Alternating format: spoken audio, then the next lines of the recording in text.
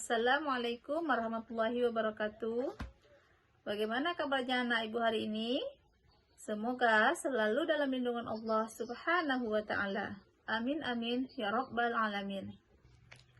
Baiklah, sebelum memulai pelajaran, marilah kita membaca doa terlebih dahulu. Bismillahirrahmanirrahim.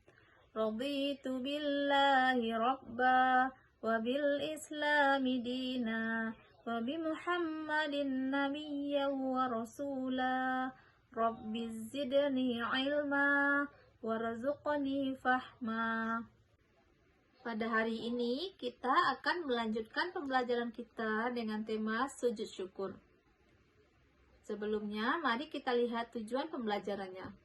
Yang pertama, peserta didik dapat menjelaskan perintah agama tentang sujud syukur.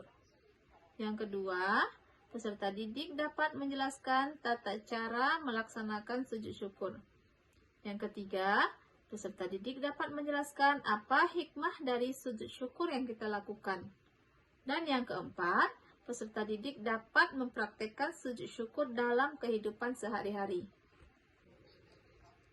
Nah, sebelum kita masuk pada materi sujud ini, ibu ingin bertanya, apakah anak ibu sudah pernah melaksanakan sujud? Ya, tentu saja anak ibu sudah sering melaksanakan sujud. Nah, pengertian dari sujud itu sendiri adalah perbuatan jasmani di mana bagian tubuh kita yang paling tinggi, yang paling mulia, dan yang paling berharga kita tundukkan dan kita tempatkan di tempat yang serendah-rendahnya di hadapan Allah Subhanahu wa ta'ala. Nah, kemudian, apakah anak ibu hanya melakukan sujud di dalam salat saja? Tentu tidak ya anak-anakku. Sujud juga bisa kita lakukan di luar salat.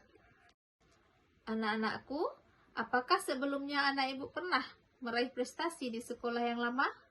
Atau anak-anak ibu pernah mengikuti sebuah perlombaan dan memenangkannya?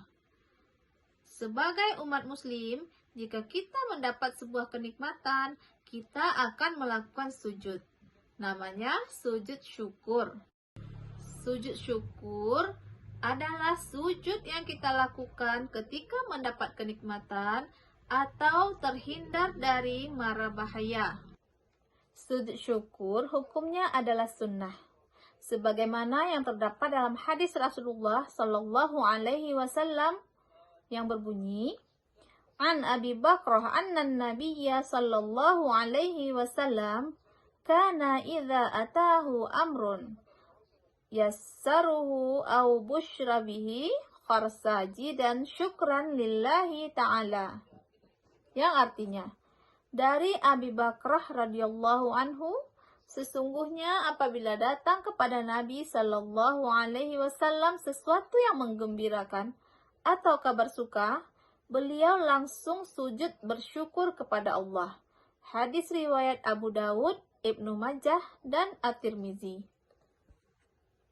Rasulullah saja seorang manusia yang paling mulia di muka bumi.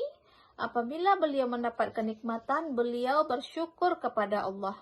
Apalagi kita sebagai manusia biasa, bukan nabi, bukan rasul, dan juga bukan orang yang mulia di muka bumi, tidakkah kita akan melakukan sujud syukur? Syarat sujud syukur adalah, yang pertama, suci dari hadas dan najis, baik pakaian, badan, maupun tempat. Yang kedua, menghadap kiblat. Yang ketiga, menutup aurat. Sedangkan rukun sujud syukur yang pertama adalah berniat. Yang kedua, membaca takbiratul ihram. Yang ketiga, sujud. Yang keempat, duduk kembali tanpa membaca tasyahud. Dan yang kelima, membaca salam.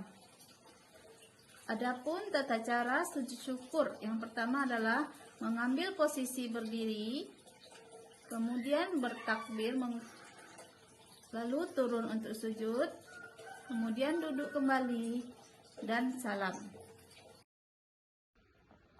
Lalu, apakah kita melaksanakan sujud syukur ketika mendapatkan kabar gembira saja? Tentu tidak ya anak-anakku.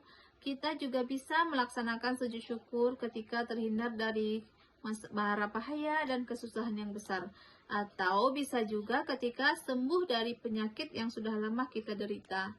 Dan juga bisa anak ibu ketika naik kelas ke kelas yang lebih tinggi, anak ibu juga melakukan sujud syukur sebagai bukti bentuk syukur kepada Allah.